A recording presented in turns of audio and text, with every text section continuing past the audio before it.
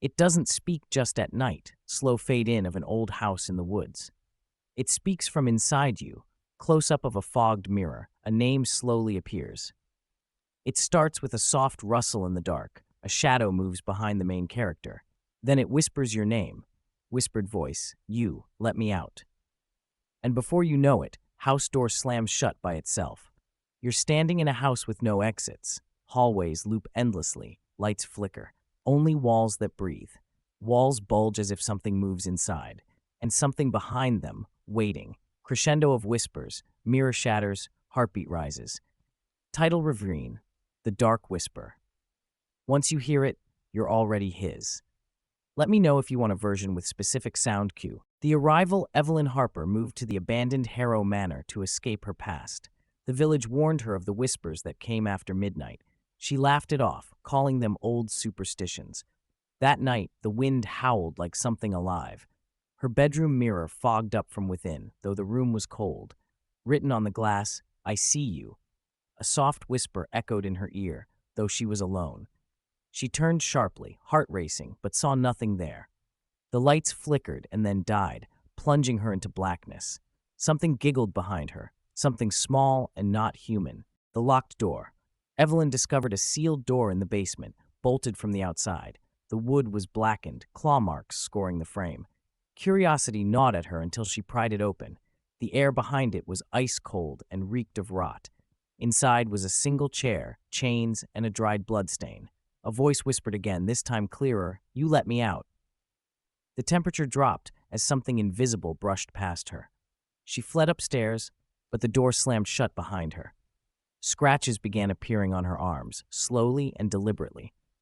In the mirror, her reflection smiled, though she didn't. The diary. She found an old diary beneath a floorboard in the study. It belonged to a girl named Margaret, who once lived there. Margaret wrote of hearing voices and seeing her dead mother. The final entry read, he speaks in my head now, I obey. Evelyn's lights blinked 3 times, then turned blood red. A child's lullaby played from her phonograph, though it was broken. She turned the pages again. Margaret's writing was no longer ink. It bled, dark, wet, and warm to the touch. The pages twisted into a mouth and whispered, feed me. She dropped the diary, but it followed her, crawling. Shadows in the walls.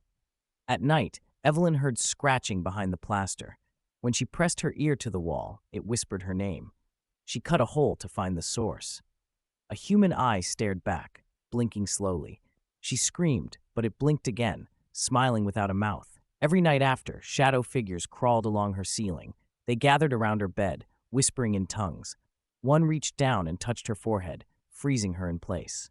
In her mind, she saw children being buried alive, and when she woke, her hands were covered in soil. The visitors. 2 local priests arrived uninvited, pale and trembling. They insisted she leave immediately, claiming, the voice is awake. One began chanting, the other burned sage, but the air screamed. The sage turned to ash in his hand instantly. An invisible force ripped one priest apart, blood splattering the walls. The survivor went mad, carving symbols into his own skin. He whispered, the whisperer feeds on guilt, before slitting his throat. Evelyn wept, but the whisper told her it felt joy.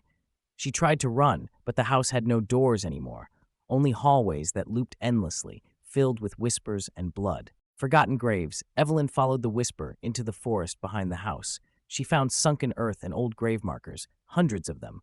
Each one bore her name, with different death dates. She dug one up, trembling with dread. Inside was her own rotting body, mouth stitched shut. The whisper laughed. You always come back. Storm clouds gathered, and rain fell black as ink. Figures crawled from other graves, skinless and sobbing. They reached out, calling her mother. She fled, but the forest twisted, leading her back to the house, the mirror room. A new room appeared overnight, lined wall to wall with mirrors.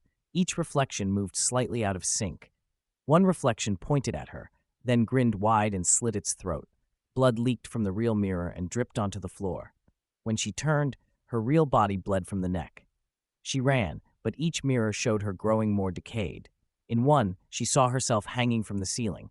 Another showed her sleeping, mouth open, a black hand entering. She smashed the mirrors, but they bled and whispered still. Her reflection whispered, "You belong here now." The whispers grow louder. Now the whispers never stopped, day or night. They spoke in different voices, some hers, some dead. She couldn't eat or sleep without hearing them beg. She tore out her ears, but still heard them inside. The house bled from the walls, thick and pulsing. Blood pooled under her bed and whispered secrets. The windows showed not the world, but memories she never lived. In one, she murdered her parents. In another, she burned children. She begged it to stop, but the house whispered, "You are home." Her mouth moved on its own, whispering back. Becoming Evelyn's skin turned pale, her eyes blackened. She no longer recognized her reflection. It showed something ancient. The house pulsed with her breath. They were now one. Dead things followed her like loyal pets. She began whispering to the forest, and it listened. Animals died where she walked. Plants withered in seconds. Locals saw her silhouette in their windows, days after fleeing town. She smiled at them, mouth stretched unnaturally wide. They said she became the next whisperer, the new voice. And Harrow Manor grew hungry once more. The last visitor years passed, until a journalist named Marla entered Harrow Manor. She'd heard the rumors, desperate for a career-making story. Inside, the house was silent, but warm. She found Evelyn's photo, though no one knew who she was. Every door she opened led to the same room. In the center, a chair faced a mirror. She sat, confused, until her reflection blinked on its own. Behind her in the mirror, Evelyn, smiling with sewn lips. Marla turned around. There was no one there. But the whisper began, "You let me out again." The dark whisper, "The house is quiet during the day, resting, waiting. At night, it awakens with sighs and ghostly laughter." The whisper now travels beyond the house, into dreams, screens, phones. Anyone who listens too long hears it inside their mind. It starts as a chill, then a soft name, then a voice behind you, calling you. The town was abandoned, only crows remain. But the house still stands, alive and whispering. They say if you enter, you leave changed, or not at all. And in the mirror, you'll see your death, already smiling.